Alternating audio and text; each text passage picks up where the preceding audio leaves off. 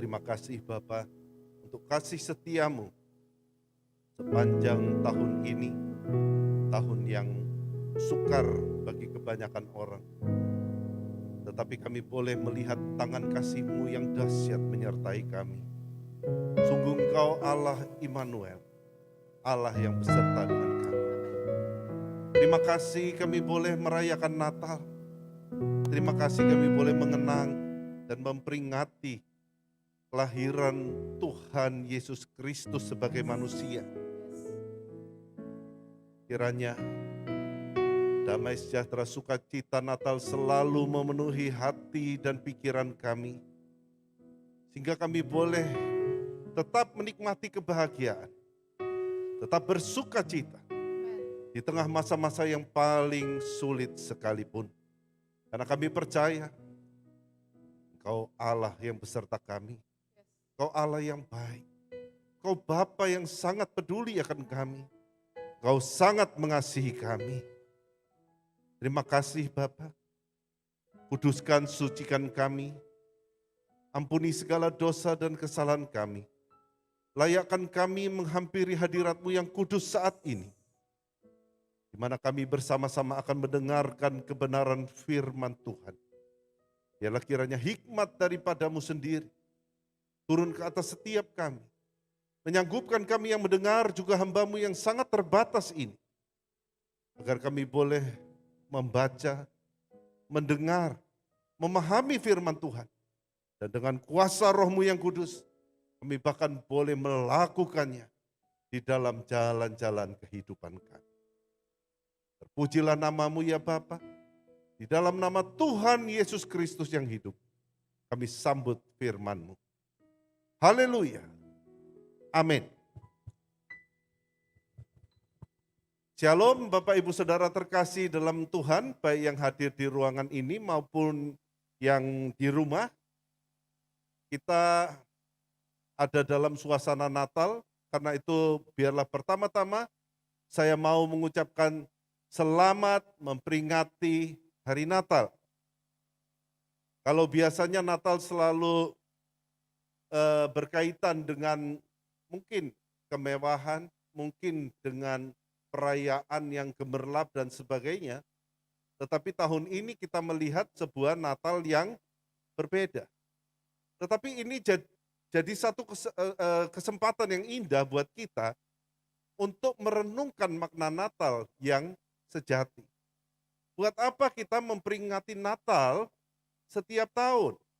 Buat apa kita merayakannya?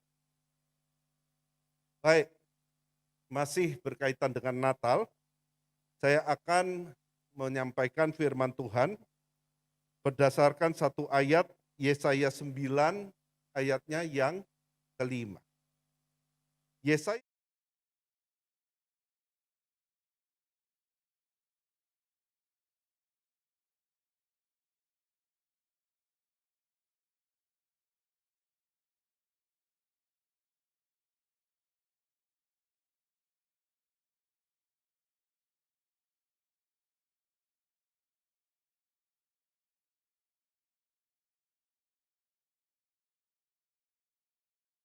Saudara yang dikasihi Tuhan, gereja merayakan Natal. Tetapi sampai saat ini kemesiasan Yesus terus saja menjadi sebuah bahan perbantahan. Banyak orang yang percaya kepadanya sebagai Sang Mesias yang dijanjikan itu. Bahkan mengakuinya sebagai Allah.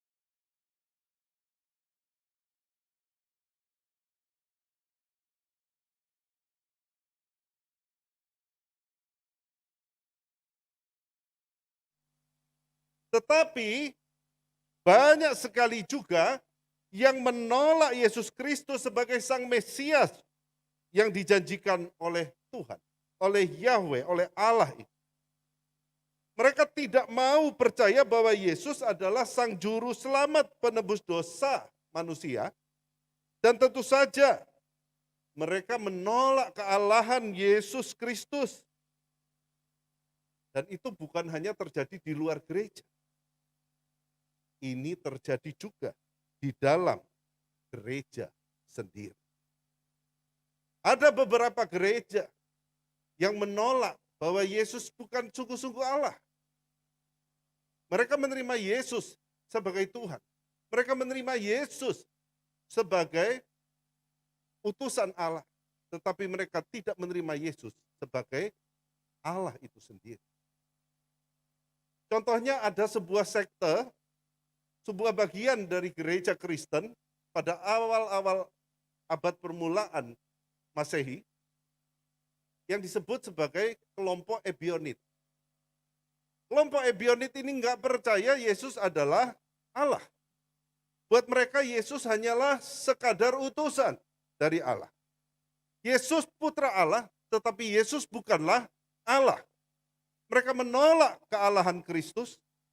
Mereka juga menolak bahwa dia sungguh-sungguh adalah Allah yang menjelma menjadi manusia. Kelompok ini juga menolak bahwa yang disalibkan itu Tuhan Yesus. Menurut mereka Yesus nggak mungkin disalibkan. Yesus adalah utusan Allah yang sangat dikasihi Allah. Karena itu yang disalibkan adalah orang lain yang dimiripkan atau diserupakan dengan dia. Kelompok ini menyebut dirinya Kristen, mengaku sebagai pengikut Kristus. Tetapi sebenarnya mereka tidak percaya bahwa Yesus adalah Allah. Kemudian gereja menyatakan kelompok ini sebagai bidat, sebagai ajaran sesat di tengah gereja. Tapi perbantahan tentang kemesiasan Yesus, perbantahan tentang kealahan Yesus masih terus saja berlangsung. Di masa sekarang pun kita masih menemukan adanya kelompok-kelompok yang mengatakan ya Yesus mungkin Allah, tetapi Allah kelas 2. Jadi Yesus itu Allah KW Bapak Ibu ya. Dia bukan Allah yang sungguh-sungguh sama dengan Bapa, tetapi dia Allah yang kelas 2. Bukan Allah yang sama dengan Bapa. Tetapi bagaimana sebenarnya Alkitab berbicara tentang Mesias di dalam Perjanjian Lama? Ini jadi bahan pertanyaan buat kita, ya. Seberapa patut kita percaya bahwa Yesus orang Nazaret adalah Kristus, Sang Mesias itu? Mengapa kita perlu selalu mengingat akan nubuatan nabi-nabi, terutama termasuk tulisannya Nabi Yesaya ini, setiap ketika kita merayakan Natal? Bapak Ibu yang dikasihi Tuhan, salah satu jawaban yang jelas adalah jika Yesus Kristus bukan Mesias yang dijanjikan Allah, lantas buat apa kita memperingati Natal? Buat apa kita merayakan Natal? Karena Natal jadi tidak bermakna dan tidak lebih dari sebuah festival tradisional tahunan yang kita lakukan hanya sekadar untuk bersenang-senang, kumpul-kumpul bersama dengan keluarga, mungkin makan-makan bareng, mungkin ke gereja bareng. Ya mungkin kalau waktu-waktu begini sukar ya, karena banyak gereja yang masih belum menyelenggarakan ibadah secara offline, maksudnya secara tatap muka. Tetapi ada beberapa gereja juga sudah melakukannya meskipun dengan protokol kesehatan yang ketat tentunya. Jadi sangat mungkin kita merayakan Natal hanya sekadar sebagai sebuah acara untuk memuaskan kedagingan kita. Karena kita suka dengan kemewahannya. Barusan keluarga besar saya itu kemarin ya, merayakan Natal bersama-sama ya tanggal 25 itu. Malam hari kami kumpul bareng tanggal 25 Desember, ini kebiasaan kami kumpul bareng. Kemudian ya mami saya menyediakan makanan buat semua. Tetapi demi keselamatan dan kesehatan bersama, meskipun disiapkan makanan, tapi makanan ini enggak untuk disantap bareng-bareng seperti biasanya, melainkan dibagi dalam rantang-rantang, nanti setelah selesai berdoa bareng, foto bareng, terus pulang, makan di rumah masing-masing. Ya. Nah, itu karena kesepakatan beberapa yang ya khawatir gitu ya, kemudian ya oke lah, kita kumpul sekedar untuk foto bareng, dan ya pakai masker gitu ya, berdoa bareng, saya yang pimpin doa tentu. Sesudah itu pulang, makan di rumah masing-masing. Nah, anak saya kemudian berkomentar, waduh, enggak kerasa kayak Natalan kali ini, katanya gitu ya. Jadi rupanya buat dia Natalan itu bicara soal kebersamaan, bicara soal ngobrol bareng, ngumpul bareng rame-rame ya. Yang enggak salah sih ya, itu juga adalah ada nilai positifnya. Tetapi ketika Natal hanya dimaknai karena ada makan-makan bareng, ngumpul bareng, rame-rame bareng, nyanyi-nyanyi bareng, seneng-seneng bareng, rasanya ada yang perlu kita koreksi lagi. Karena Natal yang utama adalah tentang memperingati kehadiran Kristus Sang Juru Selamat ke dalam dunia ini. Dan kita memperingati Natal setiap tahun sebenarnya untuk apa? Bukankah kita memperingati Natal setiap tahun itu justru untuk mengingat tentang Allah yang hadir, yang pernah hadir, dan kita mengharapkan Dia untuk segera datang kembali. Itu makna Natal. Satu kerinduan akan kedatangan kembali Sang Mesias, Kristus ke dalam dunia ini. Untuk mengangkat kita masuk ke dalam kerajaannya. Ya. Baik, saya akan masuk ke poin yang pertama, yaitu tentang seorang Mesias yang dijanjikan. Bapak Ibu Saudara yang dikasihi Tuhan, sejak proto-evangelium, sejak Injil yang paling pertama kali disampaikan oleh Allah kepada Adam dan Hawa di Taman Eden, yaitu dalam Kejadian 3, khususnya dalam Kejadian 3 ayat 15. Janji tentang kedatangan seorang Mesias sudah ditetapkan oleh Allah dan pasti kalau Allah yang janji pasti dipenuhi. Lalu melalui sejarah yang sangat panjang, Allah memilih dan menyatakan kasih-Nya kepada Nuh, kemudian juga kepada anak-anaknya, kepada Sem. Lalu Tuhan memilih Abraham untuk menurunkan sebuah bangsa yang kelak akan melahirkan Sang Mesias, yang melahirkan manusianya, yang diberi nama Yesus itu. Jadi melahirkan Mesias dari Abraham, janji itu kemudian diteruskan kepada Ishak. Lalu Ishak mewariskannya kepada Yakub. Yakub memperanakkan 12 suku Israel dan janji itu terus berlangsung sebagai sebuah covenant yang tanpa syarat bagi bangsa Israel. Kenapa saya sebut tanpa syarat? Karena sebenarnya Allah tidak bicara bahwa Dia akan kalau, tetapi memang Allah sudah menjanjikan, aku akan menjadikan bangsamu besar. Aku akan melahirkan, keturunanmu akan menjadi berkat bagi semua bangsa. Lantas bangsa Israel dididik Tuhan agar belajar hidup kudus dengan penuh ketaatan dan kesetiaan kepada Yahweh, Allah yang hidup itu. Nubuatan-nubuatan terus disampaikan dengan tujuan untuk mengingatkan bangsa Israel akan janji Tuhan atas mereka. Agar mereka menyadari bahwa mereka harus hidup kudus. Karena mereka akan menurunkan seorang Mesias yang akan menebus dosa-dosa manusia dan memerintah atas seluruh dunia. Serta menentukan masa depan seluruh umat manusia. Mesias itu harus kudus karena dia akan menjadi penebus. Tanpa kekudusan tidak ada satu penebusan yang sebanding bagi dosa Adam. Nubuatan itu diberikan turun-temurun melalui berbagai nabi yang diperkenankan Tuhan.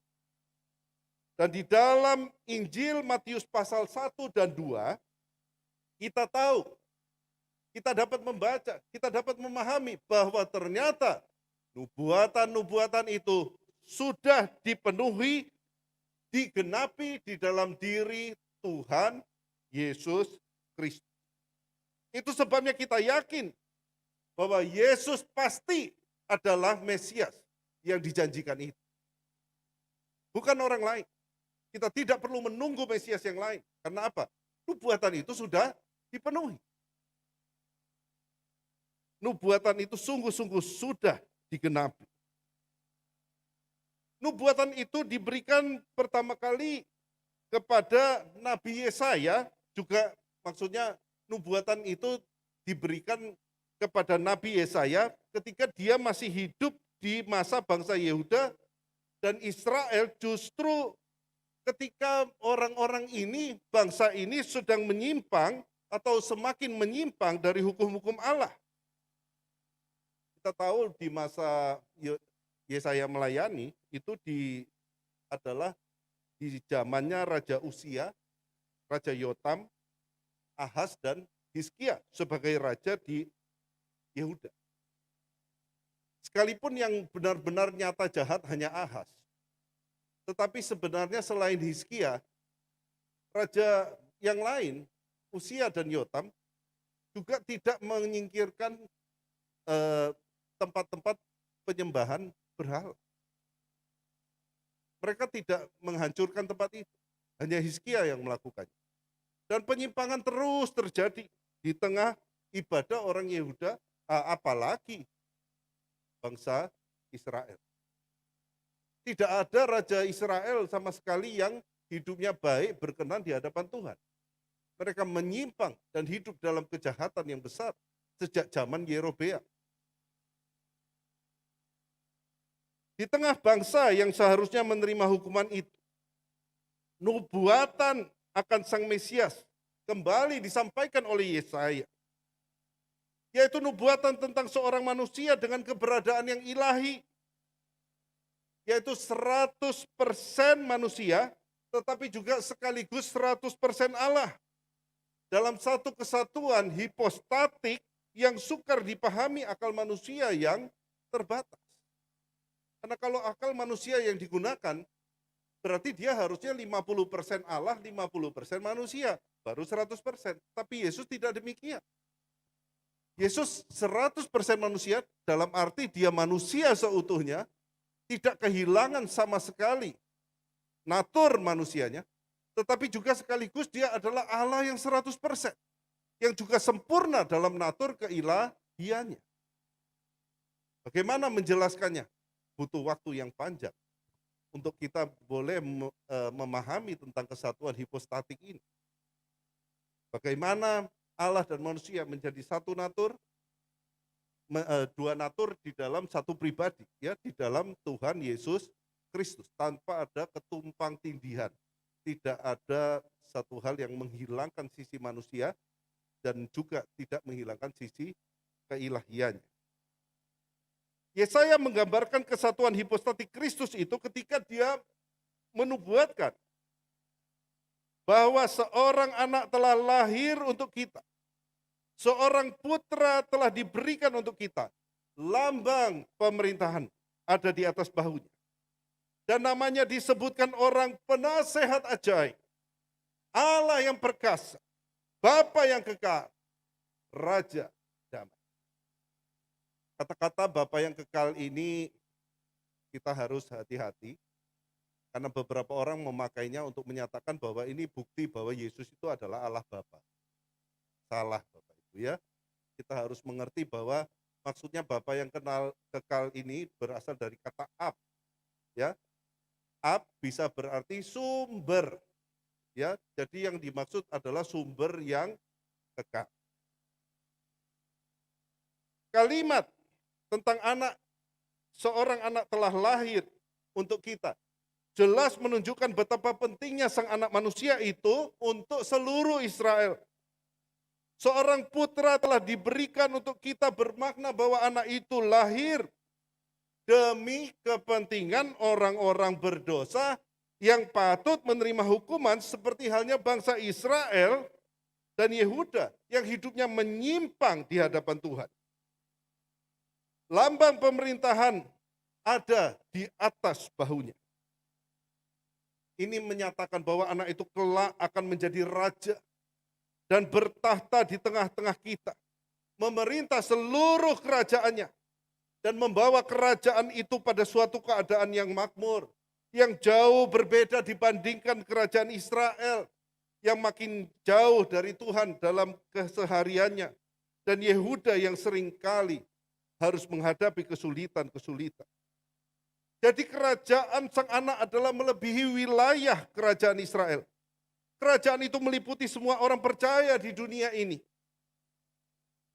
Dan bagi orang yang menganut pandangan eskatologi premilenialis, percaya bahwa kerajaan Kristus, Sang Mesias itu, kelak akan mencapai puncaknya di dalam satu kerajaan 1000 tahun yang penuh dengan damai. Inilah juga hal yang diyakini oleh Gereja Bethel Indonesia. Kita percaya bahwa kelak Kristus akan kembali. Dan kita merindukan masa itu, di mana dia akan bertahta sebagai raja dalam satu kerajaan 1000 tahun. Dan orang-orang percaya yang mati di dalam dia akan ikut memerintah bersama-sama dengan Kristus di dalam kerajaan 1000 tahun ini. Secara khusus saya mau membahas tentang gelar Yesus. Ya, dia jelas Allah Immanuel, Allah yang beserta kita, dan dia adalah penasehat ajaib bagi kita. Anak itu manusia seutuhnya, tetapi dia juga adalah Allah karena itu dia disebut Yesaya sebagai penasehat ajaib. Sebutan itu diberikan kepada sang anak karena dia adalah seorang manusia, tetapi dia juga Allah yang maha tahu. Rancangannya sempurna dan tidak pernah gagal. Yesaya 14 ayat 26 sampai 27.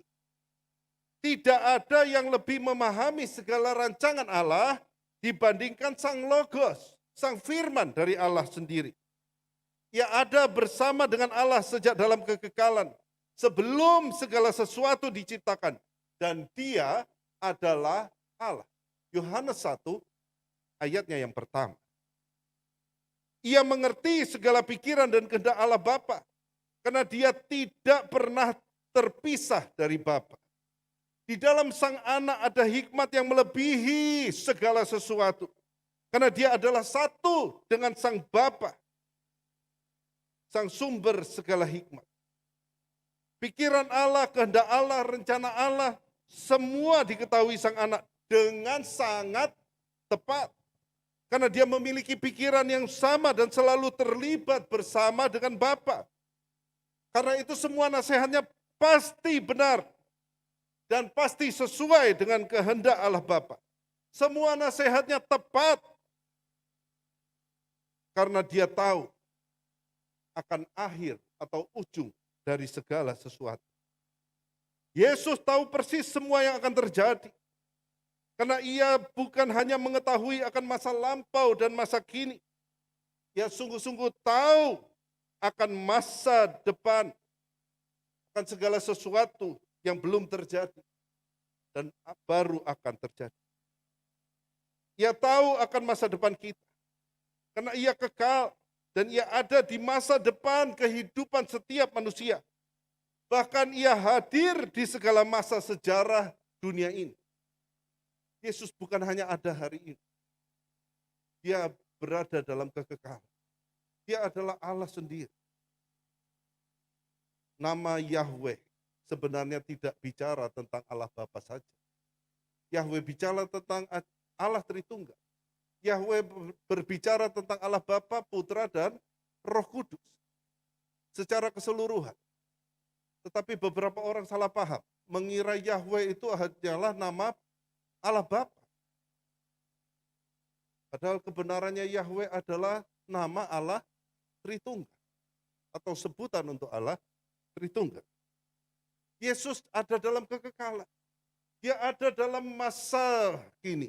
Dia ada dalam masa depan kita. Dia juga ada bersamaan di masa lalu sejarah manusia. Itu sebabnya ketika kita punya masalah-masalah di masa lalu, kekecewaan, kepahitan, kita boleh berseru kepadanya, Tuhan, pulihkanlah aku, balutlah sakit hatiku, balutlah luka-luka batinku, Dan dia ada di sana untuk membalut kita, menghilangkan kekecewaan dan segala sakit di dalam batin kita. Ia juga ada saat ini untuk bersama-sama dengan kita, menyertai, memberi kekuatan, memberikan nasihat yang kita butuhkan. Karena itu datanglah kepada Kristus. Ketika kita mau melakukan segala sesuatu, segala hal yang penting, berdoa, mohon petunjuknya. Dia sanggup menjawab kita. Dia pasti sanggup menjawab kita. Jawabannya mungkin tidak harus audible, Bapak Ibu ya. Jawabannya tidak harus kita dengar Yesus secara tiba-tiba, kita ada di ruang kamar, kemudian dalam kegelapan lagi doa, tiba-tiba muncul cahaya terang, Yesus bicara sama kita. Kita nggak perlu hal spektakuler seperti itu. Tapi dia bisa bicara kepada kita lewat apa? Lewat firman Tuhan yang kita baca tiap hari. Dia bisa bicara kepada kita lewat khotbah-khotbah yang kita dengar. Bukalah telinga hati kita, supaya kita dapat mendengar apa yang menjadi kehendaknya.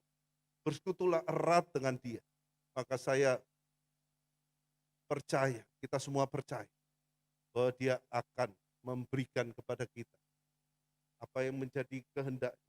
Seperti dia telah berbicara kepada Paulus, berbicara kepada Petrus, berbicara kepada orang-orang percaya. Sejak perjanjian lama, perjanjian baru, dia akan tetap bicara pada kita pada hari-hari saat ini juga. Karena keputusan Kristus selalu sempurna. Jalan-jalan yang ia tunjukkan adalah yang terbaik bagi umat manusia. Bersama Kristus kita tidak berjalan seperti orang yang meraba-raba dalam kegelapan yang tidak tahu akan masa depan. Kita tidak mungkin terantuk dan jatuh tergeletak. Karena ia yang menasihati dan menuntun kita tahu segala sesuatu. Dan dia membimbing kita dalam jalan-jalannya. Dia menuntun kita kepada hal-hal yang terbaik bagi kita. Yang perlu kita lakukan hanyalah percaya sepenuhnya dan berserah kepada dia. Yang terakhir adalah tentang Allah yang memerintah. Setelah melayani kehendak Bapa dengan menderita, ditolak, disiksa, disalibkan, mati, dikuburkan, bangkit dan naik ke surga. Ini Kristus duduk di sebelah kanan Bapa dan memerintah di sana sebagai raja. 1 Petrus 3 ayatnya yang ke-22. Kerajaannya kekal, tidak berkesudahan. Kelak dia akan kembali ke bumi untuk kedua kalinya. Inilah yang kita rindukan ketika kita memperingati Natal setiap tahun. Kita tidak sedang menyelenggarakan sebuah acara happy birthday to Jesus. Enggak. Kita merindukan dia untuk datang kembali. Untuk datang mengangkat kita. Untuk datang mendirikan kerajaannya di atas muka bumi. Dan agar kerajaannya nyata, menang di tengah dunia yang rusak ini. Kelak dia akan kembali, kerajaan Allah yang diserong dan dikuasai oleh kuasa dosa dan kerusakan manusia yang semakin tamak, yang makin serakah dan self-centered akan direbut kembali oleh Kristus. Amin. Kita percaya bahwa kerajaannya kelak akan merebut segala kuasa di atas muka bumi ini. Pada waktu yang telah ditetapkan Allah dan tidak ada seorang pun yang tahu kapan akan terjadi. Yesus akan kembali ke bumi ini untuk mengangkat orang-orang yang percaya kepadanya dan mendirikan sebuah kerajaan damai selama 1000 tahun bersama dengan orang-orang kudusnya. Wahyu 20 ayatnya yang keempat. Sebuah kerajaan yang penuh kasih dan kedamaian, di mana kejahatan dan dosa tidak lagi berkuasa. Tidak lagi dilakukan oleh penduduk kerajaan itu. Kerajaan itu makmur dan penuh kesukaan. Sampai tiba nanti masanya. Iblis, setan, dan orang-orang fasik dihakimi dan menerima hukuman kekal. Lalu, kita semua orang-orang percaya akan bersama memasuki Yerusalem yang baru. Wahyu 21 ayatnya yang kedua. yaitu kerajaan Allah yang sejati dalam surganya, untuk memuliakan Allah dalam kehidupan kekal bersama dengan Allah Tritunggal untuk selama-lamanya. Siapkanlah diri kita untuk menyambut kedatangan Kristus yang kedua kali dengan semakin mengasihi Allah dan mengasihi sesama kita.